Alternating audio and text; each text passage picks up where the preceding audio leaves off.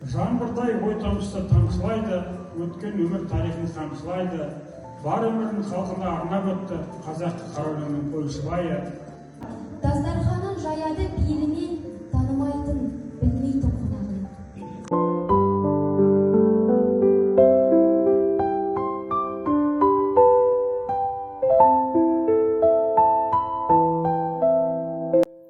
Менің әкем Қойшыбай Бейжанұлы Бейжанов, қазақ тілі және әдебиеті пәнінің мұғалімі. Осы ұстаздық жолында қызметін атқарып, және осы ұстаздық жолына зейнетке шыққан адам. Ұстаздың тәрбиесі шәкірттерге, балаларына және жүрегінен орын алған.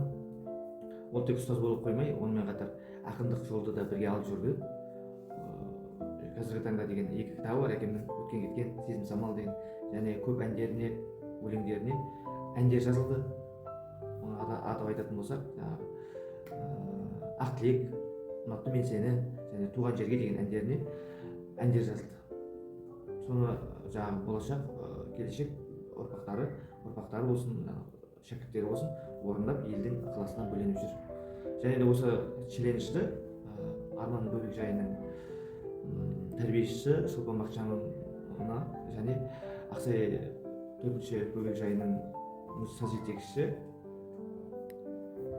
Анаргүл Ұзақбайымға жолдаймыз. Қойшыбай Бейжанов, шыңғырлаудың шырайлы жерлері бар. Қол боста әркімнің ермегі бар. Ақын үшін өлеңнің өрнегі бар. Өзім көріп, сезініп шиырлаған шыңғырлаудың шырайлы жерлері бар. Тарихтың ашылмаған беттері көп. Баяназ аққын жатыр шеткерірек. Кім айтар елін қорғап жауларынан, ер тарғын қобыланды өтпеді деп. Не көрмейді сан ғасыр шапқын дала. Мұнартады алыстан аққым қала. Ортасында бар дейді жұмбақ көлі. Сыр көп болар қаланың астында да. Негіз болған тарғынын сапарына. Бұл әлде Ақшаханның шаһары ма? Болмаса Алшағырдың ордасы ма? Тап болған құдіреттің қаһарына. Сыран шетсе көне көз қорғандары, сыңсыйды Сегізсайдың ормандары. Қарағаш қорығындай ауданымның таза ауасы дертіне болған дәрі. Көркімен көз жауынап жалтыраған, мұң бұлақты сиқырлы сарқырамам.